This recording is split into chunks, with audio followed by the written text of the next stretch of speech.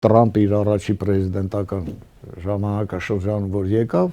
դուրս եկավ այդ պայմանավորվածություններից Իրանի հետ եւ միանգամից սկսեց ուլտիմատումի լեզվով խոսել Իրանի հետ։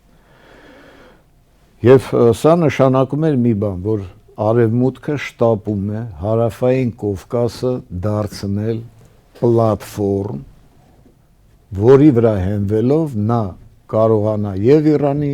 ճնշել եւ Ռուսաստանի։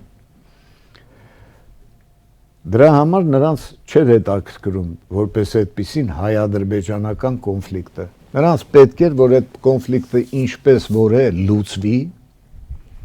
որ չխանգարեն այս պրոցեսներին։ Շատ եմ ասել, որ ՆԱՏՕ-ն որպես ուժ գա եւ այդ տարածքով Թուրքիայից, չգիտեմ, Մեղրիով եւ այլն մտնի Ադրբեջան, նույնը Իսրայելը տեղավորվեն Ադրբեջանում, հիմա այդպես էլ կա, չէ, այնտեղ բազաներ ունեն, ռազմական մասնագետներ եւ այլն, որոնք այս վերջի պատերազմի ժամանակ ռմբակոծությունների փաստորեն օգտագործում էին հենց Իրանի դեմ։ Եվ մենք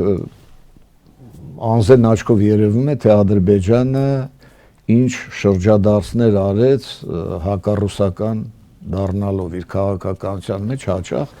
եղան բազմաթիվ ինցիդենտներ,